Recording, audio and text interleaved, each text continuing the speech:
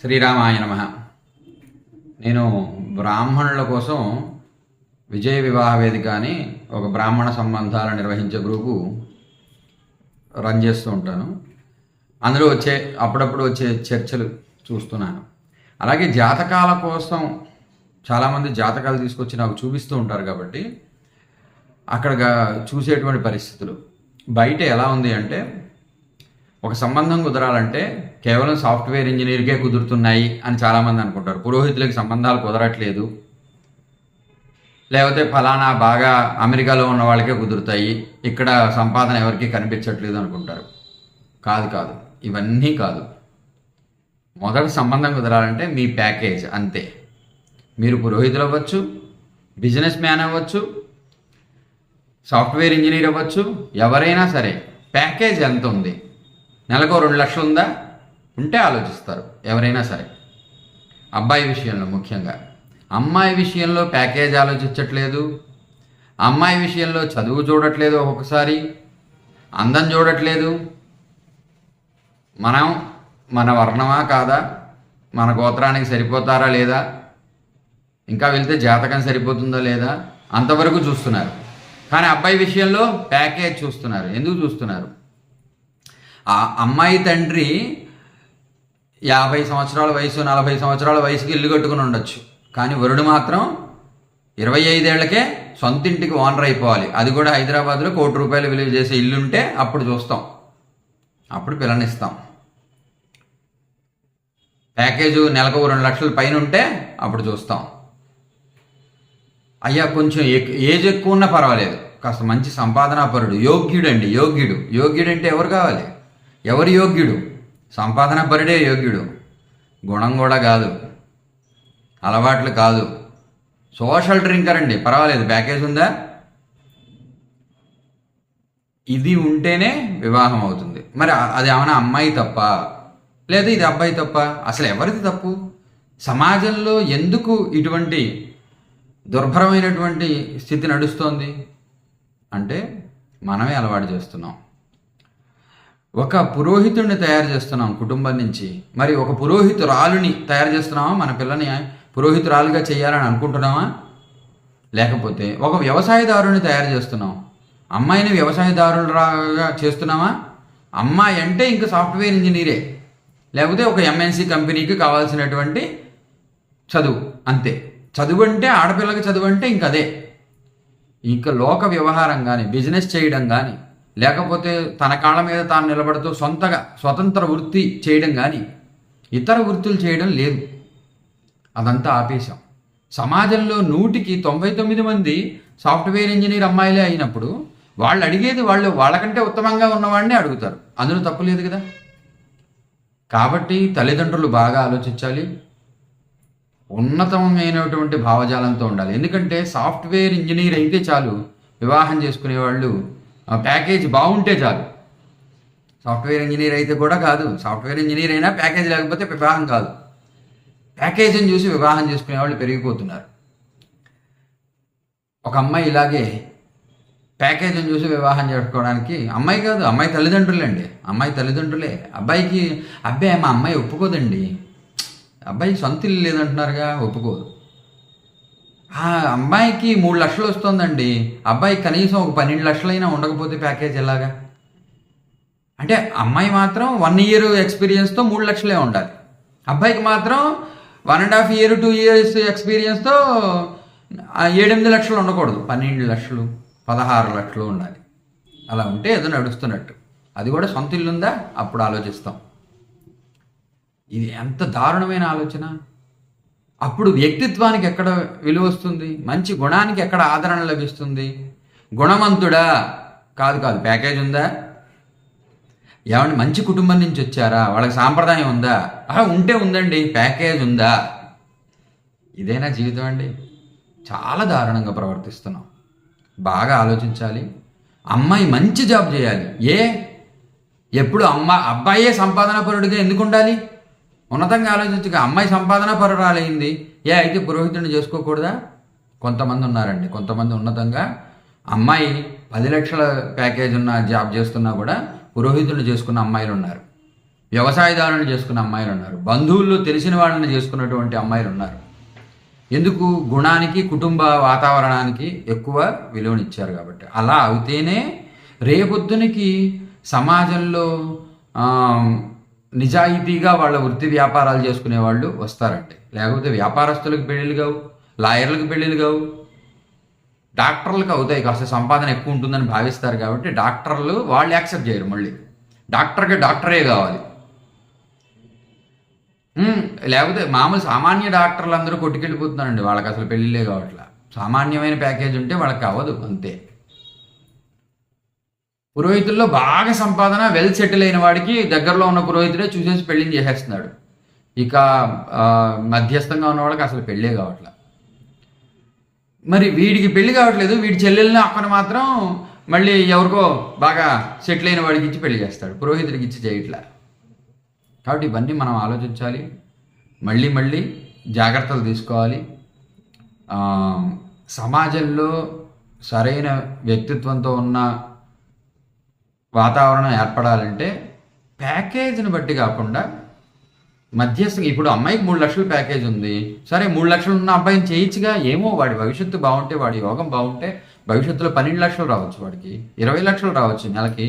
ఎందుకు రావట్లేదండి ఈ రోజుల్లో? కాబట్టి అది కాకుండా కుటుంబ వాతావరణం చూడండి, కులగోత్రాదులు చూడండి, కాస్త చూసి చేయండి. లేకపోతే మీకే చెప్పకుండా ఏ అమెరికాకోనో వెళ్ళిపోయి అక్కడికి వెళ్ళి వేరే వాళ్ళని ప్రేమించాం, వేరే వాళ్ళని పెళ్లి చేసుకుంటాం అని చెప్పేవాళ్ళు తయారవుతారు. అప్పుడు మీకు కాదు, మీ ఇంట్లో ఉండదు, మీరు వాళ్ళ ఇంటికి వెళ్ళి భోజనం చేయలేరు. కాబట్టి ఇది చక్కగా ఆలోచించి బ్రాహ్మణ సమాజం నిర్ణయం తీసుకోవాలి. సమాజం నిలబడాలంటే సాంప్రదాయస్తులకి పిల్లనిచ్చేవాళ్ళు ఉండాలి, అలాగే వ్యాపారం చేసే వాళ్ళకి ఇచ్చేవాళ్ళు ఉండాలి. ఇతర సాఫ్ట్వేర్ రంగమే కాకుండా ఇతర రంగాల్లో కూడా ఉన్నటువంటి వాళ్ళకి ఇచ్చేటువంటి వాళ్ళు ఉండాలి. ప్రతి ఒక్కళ్ళు అసలు 10th క్లాస్ చదువుకున్న అమ్మాయికి నాకు గొప్ప సాఫ్ట్వేర్ ఇంజనీర్ కావాలనే డ్రీమ్ని తల్లిదండ్రులే క్రియేట్ చేస్తున్నారు. ఎలాంటి వాళ్ళకైనా అలాంటి వాళ్ళే వస్తారని. అది కాదు, చక్కగా నువ్వు చదువు ఇది కాదండి, 10th క్లాసా ఇంటరా డిగ్రీనా కాదు, ఆ చదువుకున్న చదువులో సంస్కారం, ఆ గుణాన్ని అలవర్చాలి. టీచర్గా చేయొచ్చుగా అమ్మాయి. అలాంటి టీచర్లు తయారు చేస్తున్నారా అమ్మాయిల్ని? టీచర్లుగా ఎందుకు తయారు చేయట్లా? అందరూ సాఫ్ట్వేర్ ఇంజనీర్ ఎందుకు అవుతున్నారు?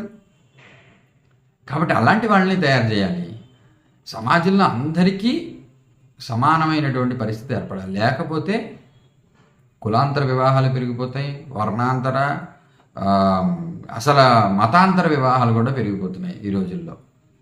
ఇక బయట వ్యవహారం కూడా ఈ బాగా ప్యాకేజ్ ఉండి ఇట్లాంటి ఉన్న వాళ్ళలో వెళ్తే ఆ తర్వాత అమ్మాయిలకు కూడా ఇబ్బందులు పడి వచ్చేటువంటి వాళ్ళు కాపురాలు చెడగొట్టుకుని మళ్ళీ 2వ పెళ్ళిళ్ళకి సిద్ధమవుతున్న వాళ్ళు ఉన్నారు. ఎందుకంటే ఆ అబ్బాయికి ఎవరెవరితోనో తిరుగుతూ ఉండడం, పెద్ద ఇంట్లో లక్ష్య పెట్టకపోవడం, ఏదో అలవాట్లు ఉండడం, ఇలాంటి వాటి వల్ల కాపురాలు చెడిపోతున్నాయి. ఇవన్నీ బాగా ఆలోచించాలండి, సరైనటువంటి నిర్ణయం తీసుకోవాలి. వయసులో పెళ్లి చేయడం చాలా ముఖ్యమైంది.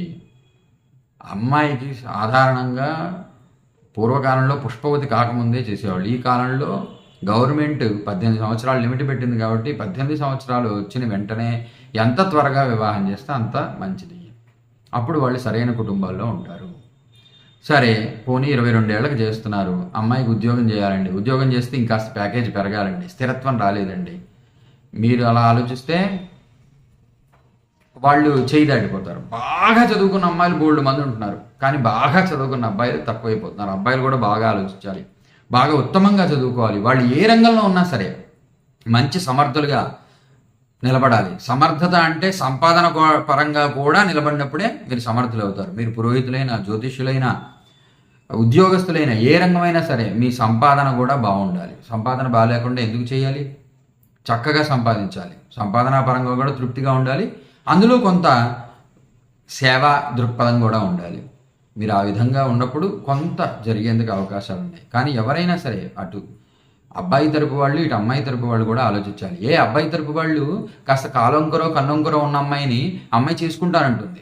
ఎవరో ఒకళ్ళు వాళ్ళనైనా చేసుకుంటారంటారు. కాలొంకరో కన్నొంకరో ఉంటే ఎందుకు చేసుకోరు?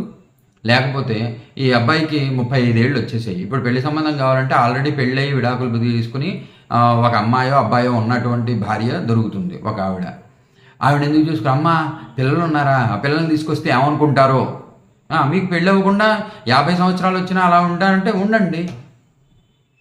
పెళ్ళి కావాలి అనేటువంటి కోరిక ఉన్నప్పుడు దాన్ని ధర్మం ఉన్నంతలో ధర్మబద్ధంగా ముందరకు వెళ్ళాలి అనుకునేటువంటి వాళ్ళు ప్రాక్టికల్గా ఆలోచించి కాస్త లోపాలున్నా కొన్ని లోపాలున్నా వాటిని యాక్సెప్ట్ చేయండి. మీరెందుకు లిఫ్ట్ ఇవ్వకూడదు అమ్మాయికి? ఒక జీవితంలో ఒక ఉన్నత స్థితి ఎందుకు కల్పించకూడదు? పాపం ఆవిడికి విడాకులు అయ్యి ఒక సంతానంతో ఇబ్బంది పడుతోంది. అటువంటి అమ్మాయికి జీవితంలో అవకాశం ఎందుకు ఇవ్వకూడదు? మీకు మొదటి పెళ్ళే, అమ్మాయికి రెండో పెళ్ళి అయింది, అయితే ఎందుకు చేసుకోకూడదు? చేసుకోండి. ఈ రోజుల్లో నిలబడాలి అంటే కుటుంబం ఇటువంటి వివాహాలు కూడా సిద్ధపడాలి. లేదా కాలంకురో కన్నంకురో, చదువు లేదో లేకపోతే కొంచెం సాత్విక గుణమో అమాయకత్వం ఏదో ఉండొచ్చు, పెద్ద తెలివితేటలు కలిగింది కాకపోవచ్చు. అలా అయితే ఎందుకు చేసుకోరు? అలా కూడా చేసుకోవడానికి సిద్ధపడండి, అప్పుడే పెళ్ళిళ్ళు అవుతాయి. మీ అబ్బాయిలు కూడా ఆలోచన విధానం మారాలి. ఎవరు మనం ఉన్న ప్యాకేజ్తో మనల్ని గౌరవించి వచ్చేవాళ్ళు ఎవరు? ప్యాకేజ్ ఏదో గొప్పగా ఉంటే అయిపోతుందని కాదు, జాతకం బాగాలేకపోతే అది కూడా అవ్వదు. అయిన వాళ్ళు కూడా మోసం చేసి ఆ ప్యాకేజీలో ఉన్న డబ్బులు చూసి వచ్చేవాళ్ళు డబ్బులు చూసి వెళ్ళిపోతారు. ఎన్ని జాతకాలు అండి, ఎన్ని జాతకాలు! నెలలో కనీసం 2-3 జాతకాలు ఇట్లాంటివే వస్తున్నాయి. పెళ్లి చేసుకుంటారు, 40 రోజులు 30 రోజులు కాపురం చేస్తారు, తర్వాత వెళ్ళిపోయి మీ మీద కోర్టు దావా వేస్తారు. ఏంటి, నాకు భరణం కావాలి అని, ఇంత ఒక 50 లక్షలు కావాలి అని, లేకపోతే నగలతో సహా 1 కోటి రూపాయల ఆస్తితో సహా వెళ్ళిపోయిన అమ్మాయిలు కూడా ఉన్నారు. అలా చూసి వచ్చేవాళ్ళు అలాగే చేసుకుంటారు. కాదు, మీకు ప్యాకేజ్ చూసి వచ్చేవాళ్ళు కాదు కావాల్సింది, మీ గుణమో లేకపోతే మీ కులమో మీ వ్యక్తిత్వం ఇవి చూసి వచ్చేటువంటి వాళ్ళు కావాలి. అంటే అలా చూసి వచ్చేటువంటి వాళ్ళు కాస్త కన్నంకరో చెయ్యంకరో ఉన్నా కూడా మీరు యాక్సెప్ట్ చేయాలి. అలా చేసినప్పుడు తొందరగా వివాహాలు అవుతాయి. ప్రాక్టికల్గా ఆలోచించకపోబట్టే సగం మందికి వివాహం కావట్లేదు. వచ్చే సంబంధాలను కళకద్దుకుని చేసుకోండి. ఈశ్వరుడు ఇచ్చాడు, మిమ్మల్ని ఎవరు యాక్సెప్ట్ చేస్తున్నారో వాళ్ళనే చేసుకోండి. ఎవరు నాకు వద్దు బాబోయ్ అనేటువంటి వాళ్ళని ఎందుకు చేసుకోవాలి? కాబట్టి ఇది కూడా ఆలోచిస్తే సగం వాటికి నివారణ అవుతుంది. అటు అమ్మాయి తరపు వాళ్ళు కూడా మంచి కులంలో మంచి వర్ణంలో పుట్టినటువంటి వాడు, కులగోత్రాదులు కలిసినటువంటి వాడు, మనకి సమాన స్థాయిలో ఉన్నటువంటి వాడు, వాడికి ఇల్లు కావాలంటే మీరు ఎంతకాలానికి ఇల్లు కట్టారు? మరి అబ్బాయి కట్టాలంటే కూడా ఒక 40 ఏళ్ళు రావాలిగా. అంత సంపాదన పరుడు. తండ్రి సంపాదించింది ఏదో ఉందంటే అది తండ్రి పోవడంతోనే పోవచ్చు రేపొద్దున.